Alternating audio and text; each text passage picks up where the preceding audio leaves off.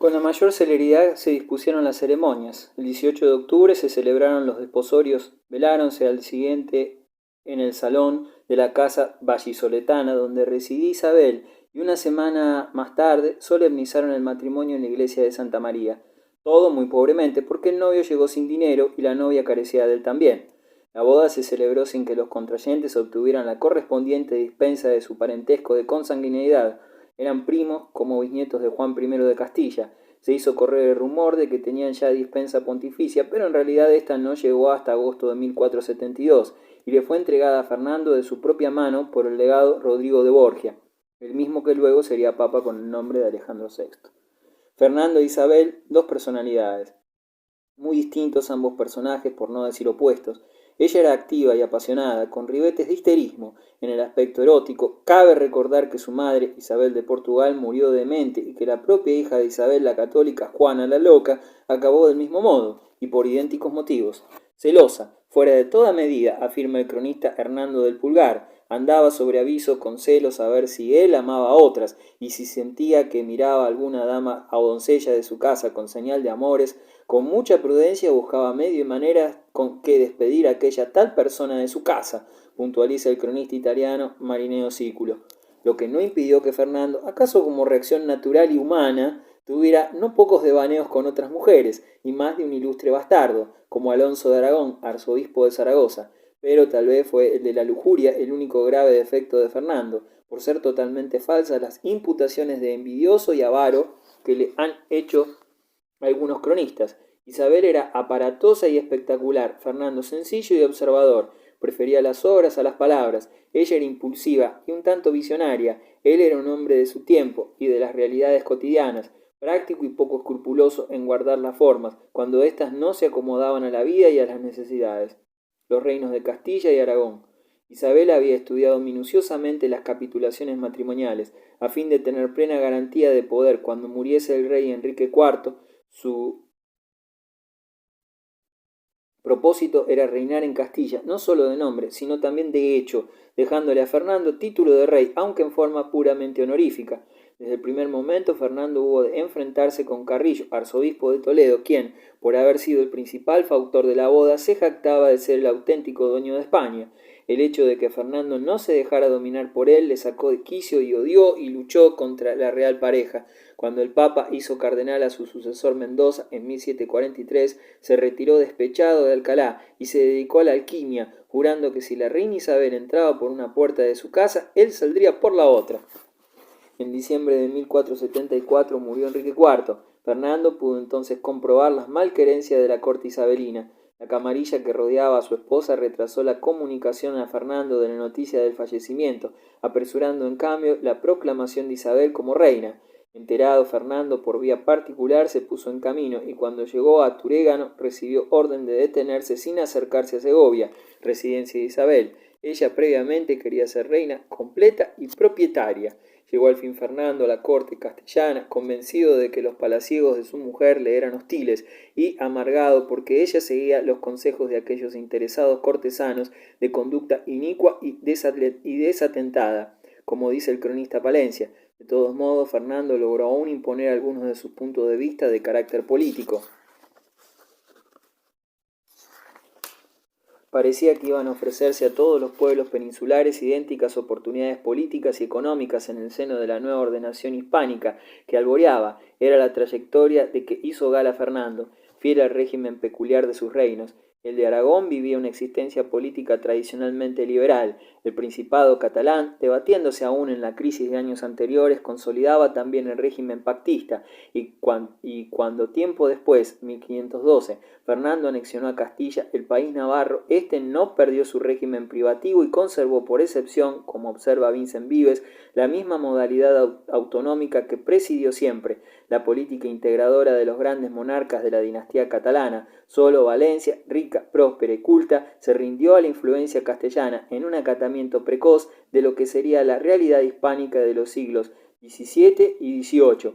Hubiera podido sustituir a Cataluña en la dirección económica mediterránea, pero se limitó a su papel pasivo de fachada levantina y pórtico renacentista y a volcar su dinero en los cofres perpetuamente exhaustos del erario de los gobiernos españoles.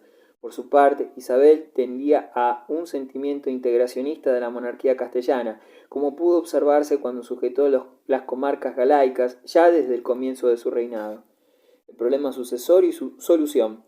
Al morir Enrique IV de Castilla había dejado una hija de 12 años, doña Juana, conocida popularmente por el apodo de la Beltraneja, por creerse la hija de uno de sus cortesanos, Beltrán de la Cueva. Acerca de la impotencia sexual de Enrique y la legitimidad de su hija han tratado en detalle el doctor Marañón y otros historiadores, no llegándose a una conclusión terminante y objetiva. Lo cierto es que surgió vivo e hiriente el problema sucesorio, que debía resolverse a favor de la hija o de la hermana del monarca difunto. En realidad, éste accedió a reconocer a Isabel como sucesora, en perjuicio de su propia hija, no porque declarase espuria Juana, sino para evitar una guerra civil. La muy ilustre princesa doña Isabel, mi muy cara y muy amada hermana, se vino a ver conmigo cerca de la villa de Cadajalso, donde yo estaba aposentado. A la dicha, mi hermana me reconoció por su rey y señor natural, y yo, movido por el bien de la dicha paz, para evitar toda materia de escándalos y de división, determiné de la recibir y tomar por princesa y primera heredera y sucesora de estos mis dichos reinos. No hay otro origen en la legitimidad de la sucesión de Isabel la Católica, quien tuvo al menos el recato de no exigir a su hermano una declaración expresa de que Juana era hija adulterina, pero no pudo evitarse la guerra civil, tanto más deplorable y vergonzosa si se tiene en cuenta que Isabel, cuando contaba 11 años de edad, tuvo en sus brazos a Juana, recién nacida, ante la propia pila bautismal, la misma contra quien guerreó luego sin respeto alguno del parentesco, fuera carnal o sacramental simplemente. Ahora bien, en esta guerra de sucesión también se planteó, además del problema jurídico, el de los derechos respectivos de Juana e Isabel, otro más trascendente, el de la hegemonía peninsular entre dos núcleos, el castellano y el portugués, afectando incluso ya en plena política internacional al status quo europeo. Hubo en efecto una dinámica de alianzas entre las potencias de Occidente y así Portugal y Francia apoyaron a doña Juana, mientras que Aragón y sus aliados, Nápoles, Borgoña e Inglaterra, se declararon partidarios de Isabel. Al principio la situación militar fue desfavorable para la causa isabelina, si bien la masa popular la apoyaba con fervor. Parte de la nobleza se pasó a Juana, entre otros el marqués de Villena, el duque de Arévalo y el turbulento arzobispo Carrillo, quien llegó a decir: «Yo he sacado a Isabel de Hilar y la enviaré otra vez a coger la Rueca». Por su parte, el anciano rey Juan II de Aragón allegó cuantos recursos pudo para ayudar a Isabel y su esfuerzo resultó al fin sumamente valioso. Alfonso V de Portugal pasó la frontera y se dirigió a Plasencia, donde celebró sus esponsales con doña Juana. Luego se dirigieron a Arévalo y desde esta base partió al monarca lusitano para realizar las conquistas de Toro y Zamora, plazas que no tardaron en rendirse. Pasaron luego 2 meses y los reyes católicos aprestaron con febril actividad los elementos necesarios para la defensa, y por su parte el clero adelantó sumas considerables, la mitad de la plata que poseían las iglesias del reino. Un ejército aragonés al mando del duque de Villahermosa reforzó las tropas de los monarcas y así, aprovechando la lentitud de movimientos del portugués, pudo Fernando iniciar su ofensiva contra Burgos, demostrando extraordinaria eficiencia e incluso arriesgando temerariamente su vida en el asedio del castillo. Zamora se pronunció de nuevo por Isabel y el rey lusitano la sitió inútilmente por espacio de 2 semanas, retirándose luego a Toro. Ante esta plaza se entabló el 1 de marzo de 1476 una cruenta batalla, la que, si bien el portugués no quedó por completo vencido, constituyó una victoria decisiva para los reyes católicos. En conmemoración de la misma, estos mandaron edificar en Toledo el magnífico monasterio de San Juan de los Reyes.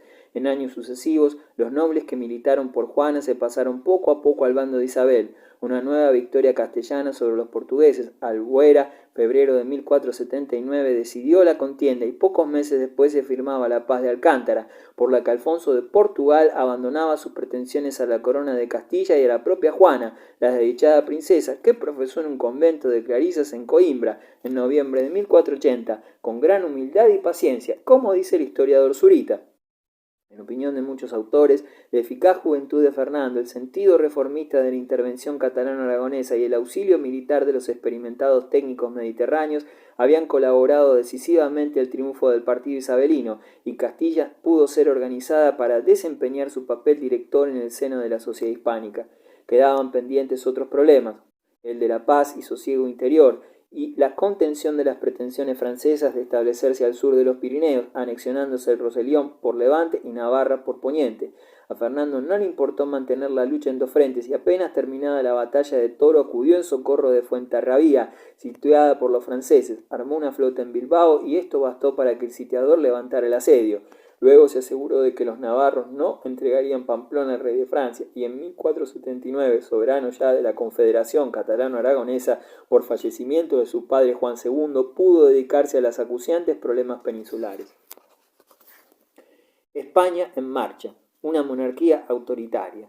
Como en todas las épocas de transición, la Edad Media final, que señala el paso del gótico al Renacimiento, experimentó largos periodos de profunda crisis. En el siglo XIII podía observarse todavía un cierto equilibrio institucional, basado en el triángulo dispositivo, monarquía, señoríos, cortes y municipios, pero las tendencias gubernamentales cesaristas, acogidas aún con más entusiasmo a medida que avanzaba el Renacimiento, impulsaron su marcha hacia el absolutismo, y así fueron surgiendo monarquías autoritarias o preeminenciales que llegaron a su desarrollo en los siglos XVII y XVIII. Los primeros representantes en España de la monarquía autoritaria, todavía algo atemperada, son precisamente los reyes católicos. Su obra de carácter político y administrativo podría resumirse diciendo que procedieron a la sujeción de los estamentos tradicionales, nobleza, iglesia, cortes y municipios, al poder real, codificaron las leyes y reorganizaron la hacienda, las fuerzas militares y la administración de justicia. Las facultades de las cortes fueron disminuidas y sustituidas por consejos, especie de comisiones permanentes de carácter simplemente consultivo. En 25 años las cortes solo fueron convocadas 9 veces. En orden a la administración de justicia, los monarcas prohibieron o limitaron al menos el derecho de asilo, los juegos de azar, los rieptos o desafíos, y el refugio de delincuentes y deudores en las fortalezas y residencias de los señores y abades. Reglamentaron la abogacía y vedaron el uso de armas de fuego. En los primeros años, 1476-1480, para ayudarse en la administración de justicia y pacificación de sus reinos, restablecieron y reorganizaron la llamada Santa Hermandad, si bien una parte de la organización creada fue suprimida a partir de 1498, quedando tan solo en vigor los alcaldes y cuadrilleros, de elección anual y destinados a vigilar poblados y caminos. Problemática racial y religiosa. Durante los siglos XIII y XIV, las persecuciones contra los judíos en los países europeos tuvieron como consecuencia su desaparición en Francia e Inglaterra. El movimiento antisemita tardó en llegar a la península ibérica, donde sobrevivían minorías confesionales diferentes, judíos, falsos conversos, mudéjares, que, en convivencia con la mayoría cristiana, integraron la morada vital castellana. Todos ellos mantenían buenas relaciones recíprocas y los israelitas podían ejercer su profesión, dedicarse a los estudios científicos sobre la literatura y practicar su culto. Las comunidades hebreas llamadas aljanas gozaban de jurisdicción propia y amplias libertades. A finales del siglo XIV, el odio popular se desencadenó contra ellos también en la península ibérica. Los judíos no resistieron el ataque y acaso por vez primera en la historia del pueblo de Israel abjuraron en masa de su fe y se bautizaron. A estos se les llamó despectivamente marranos o cristianos nuevos.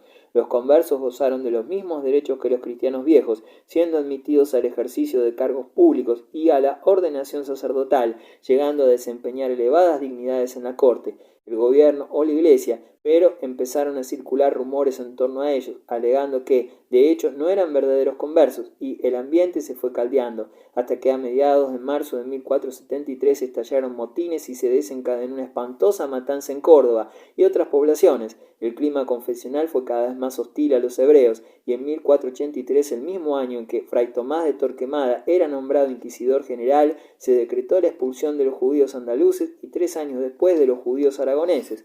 En medio de esta tensa atmósfera de intransigencia ocurrió el llamado martirio del Santo Niño de la Guardia, infeliz muchacho sacrificado, crimen que se atribuyó a los hebreos y por el cual se procesó al judío José Franco y a 7 compañeros hebreos y conversos. Aunque el proceso constituyó un verdadero error judicial, las apariencias exasperaron al populacho.